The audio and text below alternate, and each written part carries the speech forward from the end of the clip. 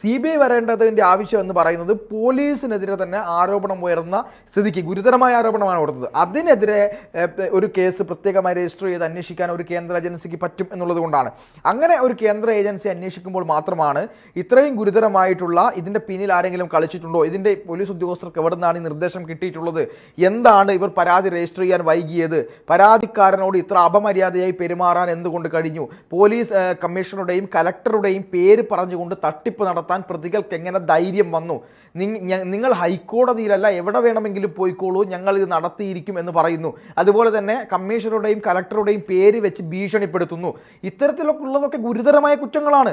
ഇത്തരം ഗുരുതരമായ കുറ്റങ്ങൾ അന്വേഷിക്കാൻ CBI central bureau of investigation വന്നാൽ അതിൽ ഒരു പരിധിവരെ എന്തുണ്ടാവും, നീതിയുക്തമായ അന്വേഷണം നടക്കുമെന്ന കാര്യത്തിൽ യാതൊരു സംശയവുമില്ല. രണ്ടാമത്തത്, ഇവിടെ നടന്ന തട്ടിപ്പ്, സാമ്പത്തികപരമായ തട്ടിപ്പ്. ഒരു കൃത്യമായ ബില്ല് കൊടുക്കാതെ, റെസീറ്റ് കൊടുക്കാതെയാണ് ഇവരിൽ നിന്ന്, ആളുകളിൽ നിന്നൊക്കെ പൈസ വാങ്ങിയത്. നേരത്തെ പറഞ്ഞതുപോലെ ഇവർ പറയുന്നു 4500, 3500 മാത്രമാണ് ഞങ്ങൾ വാങ്ങിയത് എന്ന് പറയുന്നുണ്ട്. ഇനി അതല്ല, 12,000 വാങ്ങിയ ആളുകളുണ്ട്, 8,000 വാങ്ങിയ ആളുകളുണ്ട്, 6,500 വാങ്ങിയ ആളുകളുണ്ട്, എക്സ്ട്രാ പൈസ, സാരിയുടെ എക്സ്ട്രാ വാങ്ങിയ ആളുകളുണ്ട്, ഭക്ഷണത്തിൻ്റെ പൈസയും മേക്കപ്പിൻ്റെ പൈസയും വണ്ടിക്കാശും എല്ലാം കൊടുത്ത് അത് അവരുടെ സ്വന്തം കയ്യിൽ നിന്ന് അടുത്താണ് വന്നത്.